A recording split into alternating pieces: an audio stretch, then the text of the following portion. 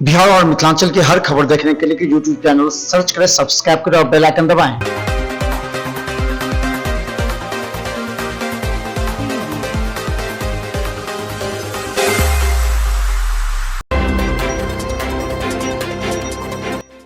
Darbhanga DM ने बाढ़ राहत सुरक्षा कार्य को लेकर के की बैठक, कहा क्षतिग्रस्त सड़कों की मरम्मती जल्द करावें। दरभंगा डीएम की अध्यक्षता में बाढ़ राहत बचाव व सुरक्षा को लेकर के बैठक की गई, जिसमें वैसे प्रखंडों को जिन्होंने डाटा नहीं भेजा है उस पर कड़े आदेश दिए हैं। उन्होंने कहा कि बाढ़ के दौरान लगभग 1 लाख डाटा डिलीट किया गया, लगभग 78,000 डाटा जोड़ा गया है। सभी सर्वेक्षणकर्ता विधिवत सभी जगह गए, जिसके बावजूद अब तक डाटा नहीं भेजा गया। इससे लेकर के कड़ी कार्रवाई की जाएगी।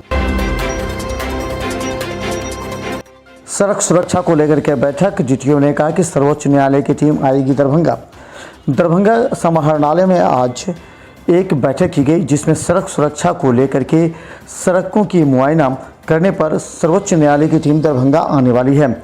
इस संबंध में कहा कि जिन स्थलों पर प्राय दुर्घटना घटित होती है, वैसे चिन्हित ब्लैक स्पॉट पर महत्वपूर्ण सूचनाओं को साइनेज लगाया जाए।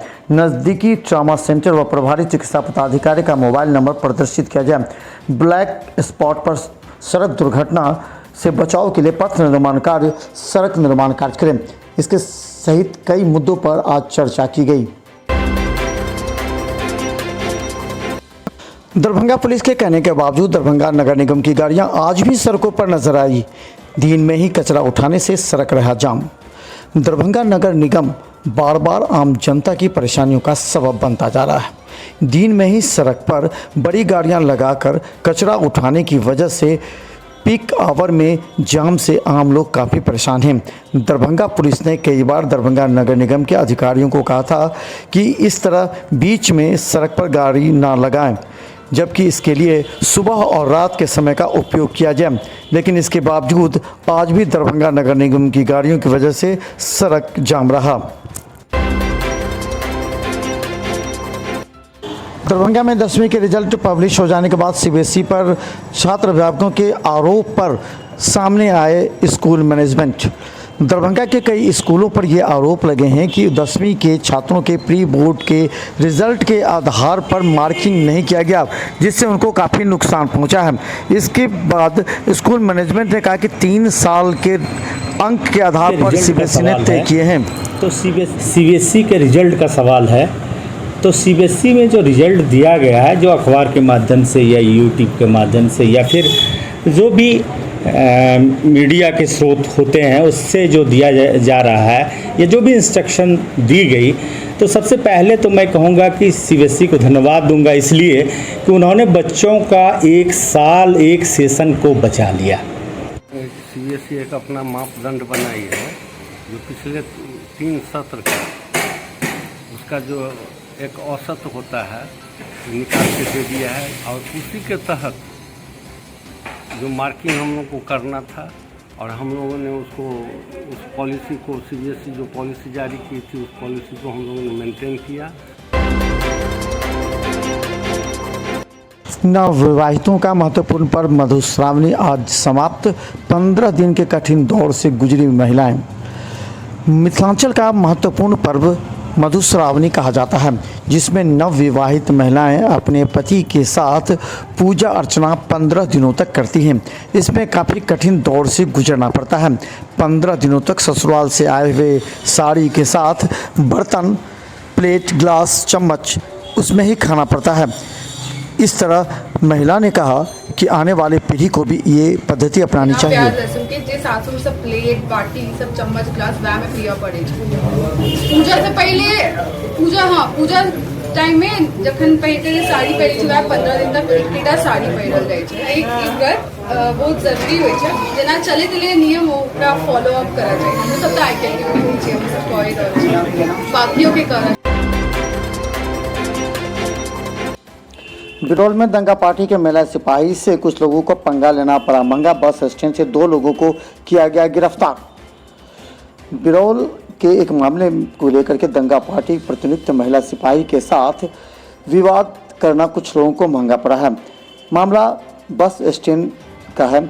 जानकारी के अनुसार टेम्पो चालक और उसमें सवार महिला यात्री के बीच किराए को लेकर के विवाद हो रहा था। वहां प्रतिनियुक्त महिला सिपाही बल के द्वारा टेम्पो चालक और महिला यात्री को समझाने का प्रयास किया जा रहा था, लेकिन दोनों व्यक्ति मानने को तैयार नहीं थे।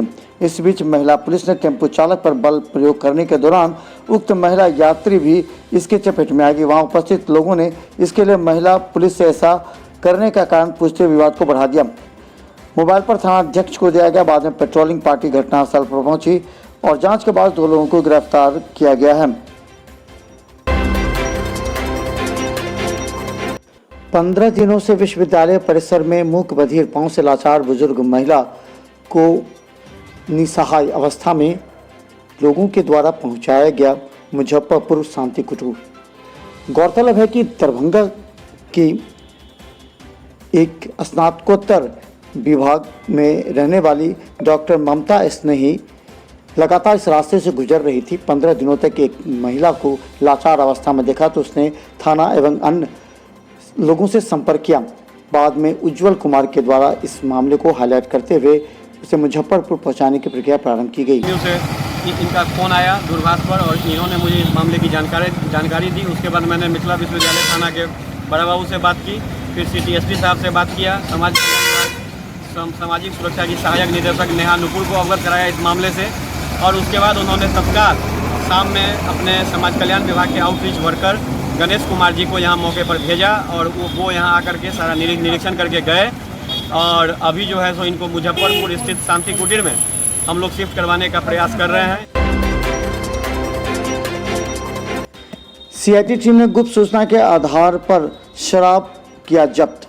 गुप्त सूचना के आधार पर CID टीम के साथ बेता OP ने दोनार चौक के पास झोपड़ी में शराब रखने की सूचना मिलने पर जब वहां पहुंची तो छापेमारी के दौरान 51 बोतल नेपाली सोफिया 300 ml का शराब बरामद किया। वहीं एक वोटर ID कार्ड भी मिला है जिस पर सूरज दास लिखा हुआ है, जो वार्ड नंबर 17 का है। पुलिस इस मामले में छानबीन करते हुए छापेमारी कर रही है। दोनार चौक पर गुप्त सूचना मिली थी, झोपड़ी में दारू बिक रहा है। गुप्त सूचना के आधार पर छापेमारी की गई। कितना बरामद हुआ सर? 51 बोतल नेपाली सॉफी 300 ml का, और उसके अंदर से एक वोटर आई कार्ड मिला है जिस पर सूरज दास पिता कैलाश दास। किसी की गिरफ्तारी भी हुई है? ना, गिरफ्तारी अभी नहीं हुई है, लेकिन वोटर आई कार्ड में सूरज दास पिता कैलाश दास वार्ड नंबर 17 दोनार लिखा हुआ है। उसके घर पर हम लोग छापेमारी कर रहे हैं। अखाड़ा को इस बार भी किया गया स्थगित। दरभंगा मुहर्रम कमेटी के द्वारा प्रत्येक वर्ष मुहर्रम में 10 दिनों का अखाड़ा सभी अखाड़ियों के द्वारा अपने अपने क्षेत्र में किया जाता है। उसके बाद मुहर्रम नाका नंबर 5 पर मिलान का आयोजन किया जाता है, जिसमें सरकारी लग्घे और सभी अखाड़ियों के आए लग्घे का मिलान होता है। लेकिन इस बार कोरोना संक्रमण के कारण डब्बू खाने का स्थगित किया गया। अहम बैठक हुई थी क्योंकि कल मुहर्रम की पहली तारीख है और जैसा कि मालूम है कि पिछले 2 वर्षों से हमारा देश जो है कोरोना से जंग लड़ रहा है और अभी भी हम इससे उबर नहीं पाए हैं। सेकंड फेज आया था गालिबन अप्रैल में, इतनी बुरी स्थिति थी और डॉक्टरों ने थर्ड फेज की भी जो है आशंका जताई है, जिसके तहत बिहार सरकार ने लॉकडाउन लगाया और कुछ रियायतें भी दी है।